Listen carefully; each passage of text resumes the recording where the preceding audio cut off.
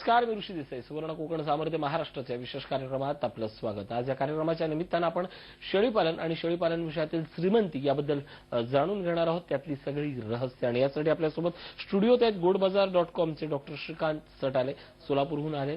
Sir, स्वागत आपलं. मुळात शेळीपालन या व्यवसायातील श्रीमंतीबद्दल आपण काय सांगाल? शेळीपालन व्यवसाय हा अतिशय शाश्वत उत्पन्न देणारा, अतिशय सोपा, कमी खर्चात चालू होणारा आणि अतिशय कमी भांडवलात सुरू होणारा असा एक शेतीपूरक व्यवसाय आहे. शेतीपूरक जरी म्हटलं तरी काही दिवसांनंतर तुमच्या अनुभवानं शेती हा पूरक व्यवसाय ठरावा इतकं सामर्थ्य या व्यवसायामध्ये नक्कीच आहे. या सगळ्या व्यवसायाची जर सुरुवात करायची असेल तर त्याची गुंतवणुकीच्या वेळी कुठल्या कुठल्या गोष्टीचं भान असलं पाहिजे?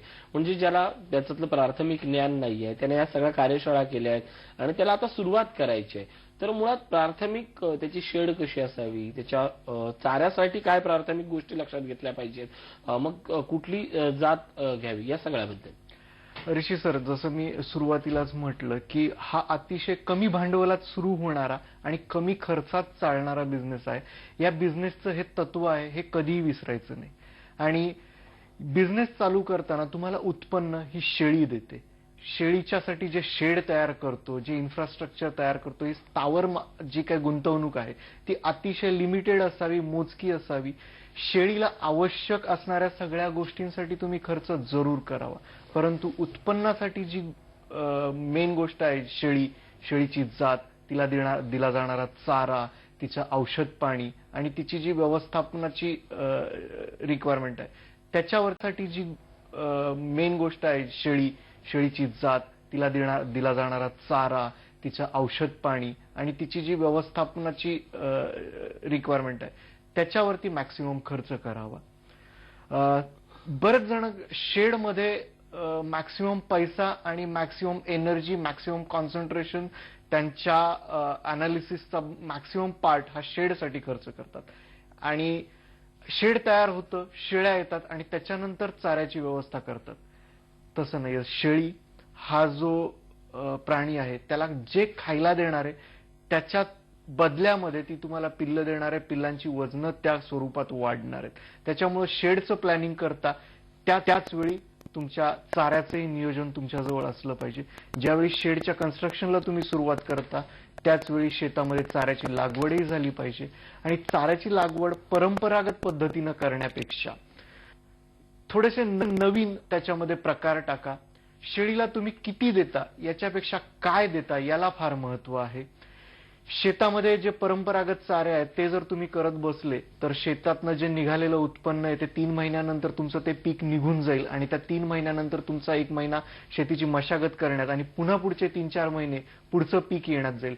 त्याच्याऐवजी जे नवीन वाण आज भारतात उपलब्ध आहेत आणि ते त्यांच्या पोषण मूल्यांमध्येही अधिक सरस आहेत, असे वाण तुम्ही निवडावेत.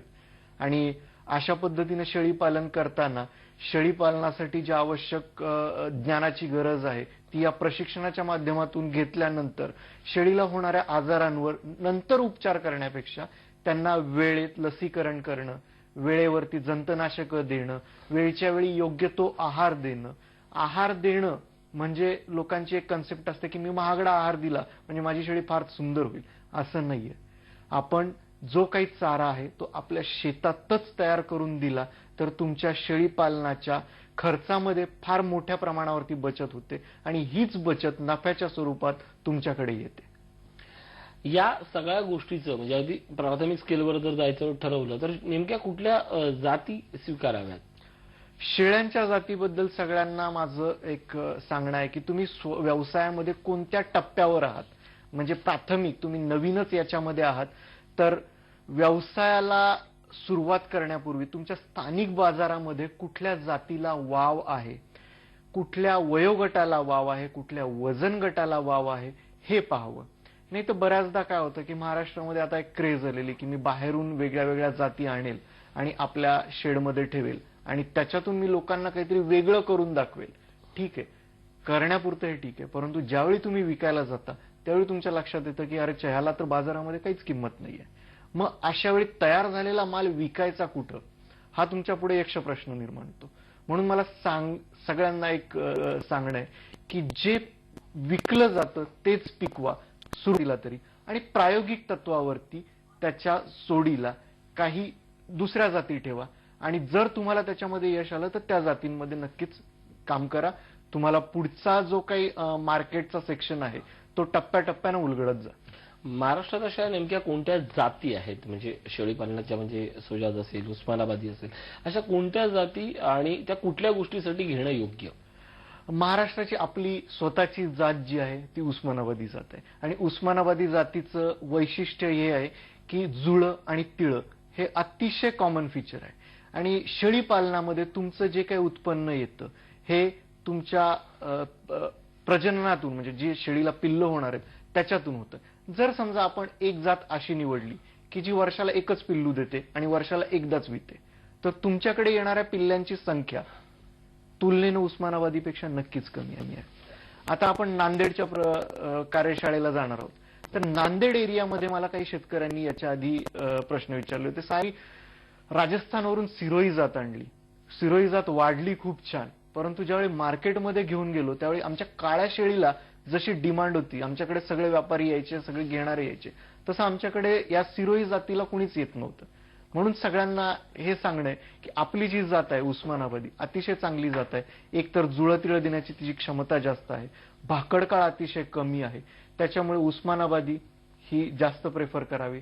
आपल्या कोकणातल्या लोकांसाठी कोकण कन्याळ ही जी जात आहे ती देखील अतिशय चांगली आहे.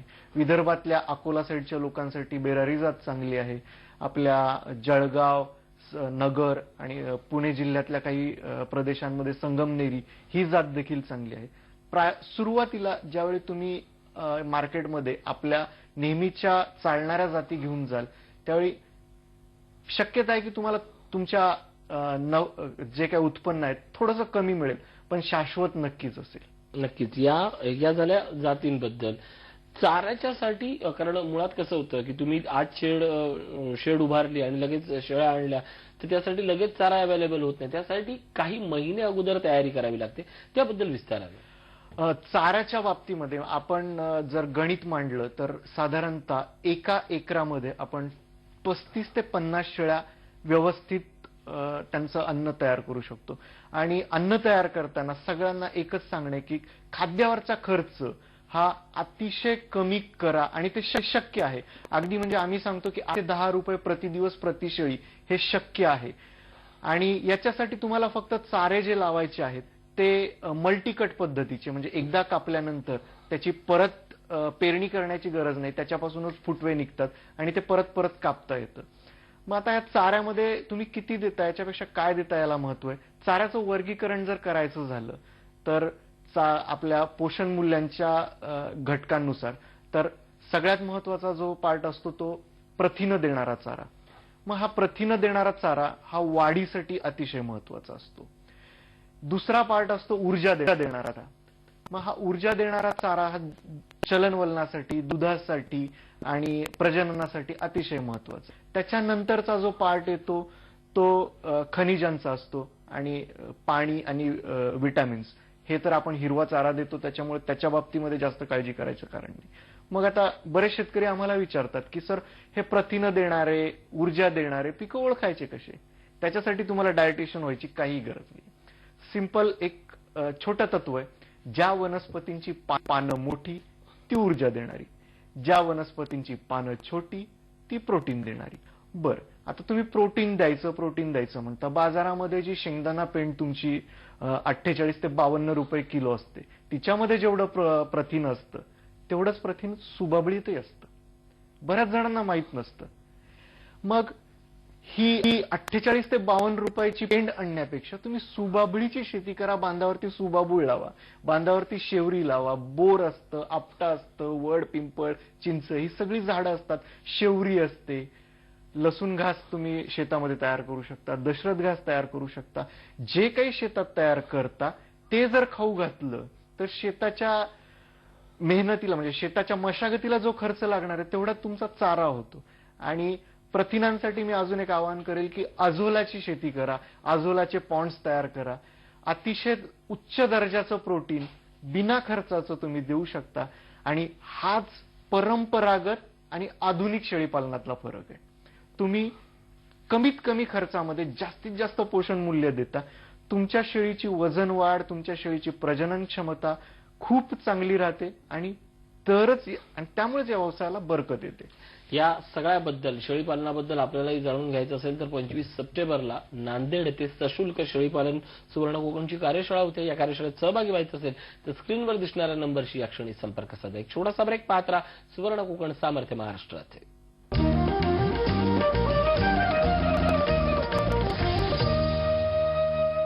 ब्रेकनंतर स्वागत. आपण डॉक्टर सटाले यांच्यासोबत बोलतोय. सटाले, या सगळ्यात शेळीपालनाची काळजी घ्यायची म्हणजे कुठलीही जनावरं आली की तिथे परत डॉक्टर पाहिजे, पण या सगळ्यातही काही प्राथमिक गोष्टी आपल्याला माहीत असणं आवश्यक आहे. त्याची निगा कशी राखावी, वॅक्सिनेशन कसं करावं किंवा त्याच्यासाठी कोणती औषधं असतात, या सगळ्याबद्दल जरा जाणकारी. सर, तुम्ही म्हटलं की शेळीपालनाचा व्यवसायाला म्हणजे डॉक्टर आला. आज महाराष्ट्रातली स्थिती अशी आहे की ज्यावेळी पाहिजे त्यावेळी डॉक्टर अवेलेबल असतीलच असं नाही. ज्या डॉक्टरांची डेन्सिटी आहे ती पण फार कमी आहे.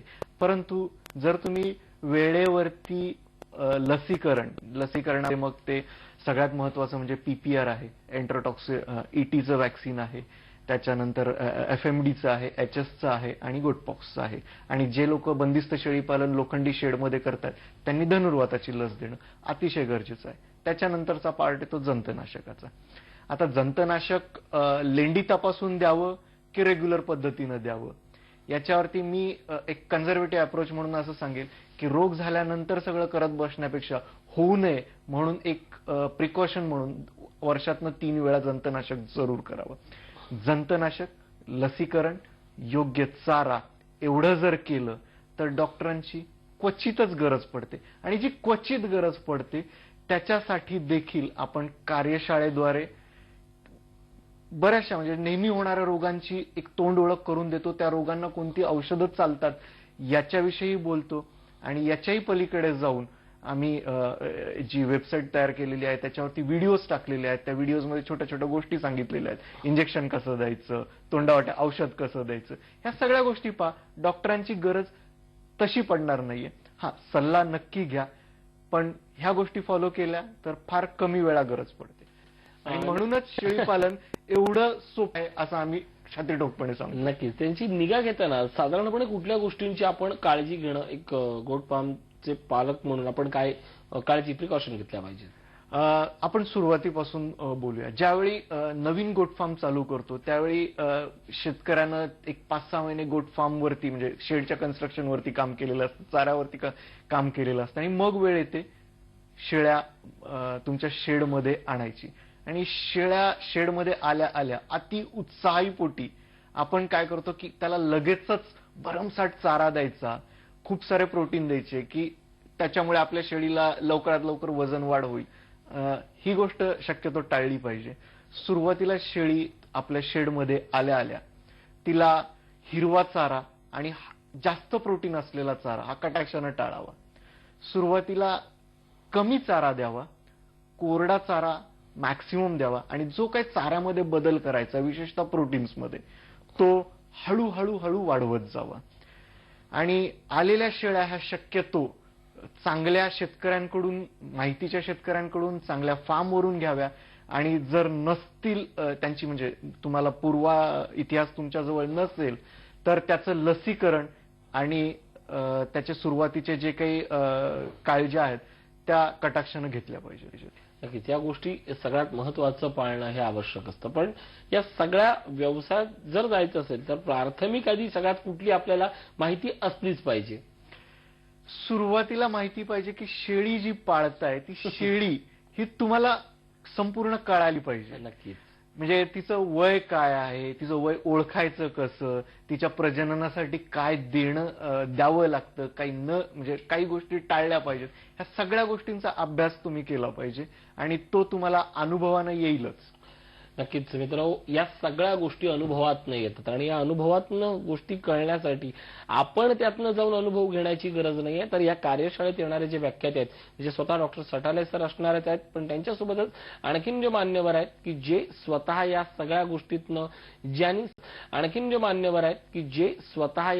गोष्टीतनं ज्यांनी संकट सहन केली आहेत, खस्ता खाल्ल्या आहेत आणि हा व्यवसायात ऊर्जितावस्थेत स्वतःचा नेत आहेत आणि तुमच्यासाठी आपल्या व्यवसायातल्या त्या टिप्स आणणार आहेत. तुम्हाला जर सहभागी व्हायचं असेल या सगळ्या कार्यशाळेत, जी 25 तारखेला नांदेड येथे होते आहे, तर आठवणीनं स्क्रीनवर दिसणाऱ्या नंबरशी संपर्क साधा. एक छोटासा ब्रेक पाहत राहा. सुवर्ण कोकण, सामर्थ्य महाराष्ट्राचे.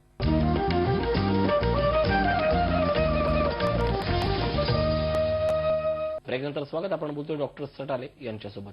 सटाले सर, मला सांगा, मुळात हा व्यवसाय कशासाठी करावा? म्हणजे श्रीमंतीसाठी हा जसा एक मार्ग आहे, कशासाठी? म्हणजे चिकनसाठी किंवा मटनसाठी किंवा आणखीन असे कोणते पर्याय आहेत की ज्या पश्चात यात श्रीमंती लपलेली आहे? सर, सुरुवातीला आपण मटण हा ठीक आहे, हा शाश्वत सोर्स नक्कीच आहे, परंतु आपण याला व्हॅल्यू ऍडिशन कसं देऊ शकतो? एकतर तुमचा हा प्रोडक्शन कॉस्ट जो आहे तो कमी करा. आत्ताच ज्या शेळी पालनामध्ये काही व्हरायटीज अशा आहेत की ज्या दुधाचं उत्पन्न पण फार चांगलं देतात. म्हणजे शेळीच्या पिल्लाची गरज भागवून उरलेलं सरप्लस दूध जे आहे ते तुम्ही चीज बनवण्यासाठी वापरू शकता. आजकाल हॉस्पिटल्समध्ये काही ठराविक रोगांवरती शेळीच्या दुधाचा चांगला गुण येतो अशी समज आहे. काही शेतकरी आता मुंबई पुण्यासारख्या मोठमोठ्या हॉस्पिटल्समध्ये दूध देखील पुरवायला लागलेले आहे. शेळीची लेंडी हा देखील एक उत्तम उत्पन्न देणारा सोर्स आहे आणि त्या लेंडीला नुसतं लेंडी म्हणून विकण्यापेक्षा काही शेतकरी त्याची पावडर करून विकतात, काही शेतकरी त्याचं बायो कंपोस्ट करून विकतात, काही शेतकरी त्याचं वर्मी कंपोस्ट करून विकतात. शेळीचा प्रत्येक पार्ट हा तुम्हाला उत्पन्न मिळवून देतोय, व्हॅल्यू ऍडिशन करून देतोय. नक्कीच. यातलाच सगळ्यात महत्वाचा म्हणजे शेवटचा आणि पहिला प्रश्न असतो तो की का शेळी व्यवसाय हा भविष्यातला फार मोठा श्रीमंतीकडे नेणारा व्यवसाय म्हणून आज नोकरीकडे वळणाऱ्या तरुणांनी त्याचा स्वीकार करावा? सर, आज जर मार्केटमधली स्थिती पाहिली तर तुमच्या मटणाचा भाव हा तुम्ही कधी कमी झालेला ऐकलाय का? नाही, तो वाढतच चाललेला आहे. का? तर आज मार्केटमध्ये ज्यावेळी सप्लाय हा डिमांडपेक्षा कमी असतो त्याच वेळी त्याचा भाव चढा राहतो आणि ही रियालिटी आहे. आज जो काही मटणाचा सप्लाय आहे अतिशय कमी आहे. भारतामध्ये जरी आपण सप्लाय पाहिला तरी तो फार मुठभर लोकांच्या हाती आहे आणि याला व्यवसायाला अजूनही कॉम्पिटिशन म्हणाल तर ती इतर व्यवसायांच्या तुलनेमध्ये नसल्यात जमा आहे. फक्त गरज आहे तुमच्या प्रामाणिक प्रयत्नांची आणि योग्य दिशादर्शनाची. नक्कीच. आणि याच्यामध्ये जितके लोक पडतायत त्यांनी सगळ्यांनी जर व्यवस्थित नियोजन केलं तर हा व्यवसाय सगळ्यांना उत्पन्न देऊन देणार आहे. आणि यासाठीच आवश्यक आहे ती 25 सप्टेंबरची जी कार्यशाळा आहे नांदेड येथे होते, सशुल्क कार्यशाळा आहे. या कार्यशाळेत येण्याची तुम्ही काय आवाहन कराल या कार्यशाळेसंदर्भात? मी सगळ्यांना आवाहन करेल, ज्यांनाही कुणाला या व्यवसायात पडायची इच्छा आहे, काही धाकधूक मनामध्ये आहे, काही शंका आहेत, त्यांनी तरी यावं. ज्यांचा ऑलरेडी बिझनेस चालू आहे परंतु काही अडचणी आहेत त्यांनी त्या अडचणींचं निराकरण करण्यासाठी यावं. काहींना आपला शेळी पालनाविषयीचा दृष्टिकोन निगेटिव्ह असो सकारात्मक असो त्याचं जर खरं रिअलिस्टिक उत्तर पाहिजे असेल नक्की यावं. प्रशिक्षणातून तुम्हाला सगळं काही कळेल असं नाही, कारण हा 4-5 तासांचा जो कार्यक्रम आहे, परंतु त्याला एक दिशा नक्कीच मिळेल आणि त्याच्यातून तुम्हाला जे नॉलेज मिळणार आहे त्याच्यातनं तुमचं जे मार्गक्रमण होणार आहे ते यशाकडेच होणार आहे. नक्कीच सर, तुम्ही स्वतः डॉक्टर आहात, या सगळ्या चळवळीला ओळखता, शेतकरी अनेक चळवळींशी संदर्भित आहात. मला सांगा, या चळवळीचं वेगळेपण काय आहे जे इतरांसाठी फार मोठं आहे? सर, आज शेतकऱ्याला कोणी नाही मारलं. निसर्गापासून ते मार्केटपर्यंत सगळ्या जणांचा बळी शेती ठरतोय. आज कुणीतरी पुढे येतंय आणि शेतीला व्यवसायाचं रूप देते, शेतकऱ्यांना शेतामध्येच राहून श्रीमंत बनवण्याचं स्वप्न पाहतंय. धाडस आहे, खरंच धाडस आहे. आणि या धाडसाला जर तुम्ही आपल्या टेक्निकल नॉलेजची जर साधली तर मला असं वाटतं की या चळवळीला जे काही आता दिशा मिळालेली आहे ती दिशा एक त्याचं उद्दिष्ट जे आहे ते नक्कीच गाठेल.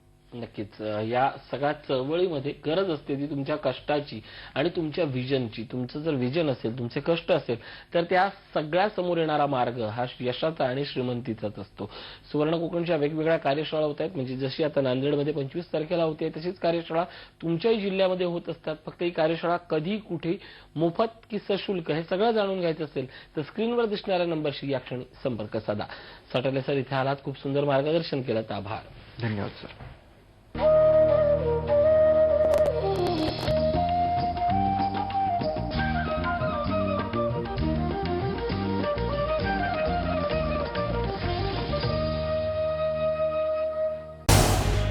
झी 24 तास रहा एक पाऊल पुढे.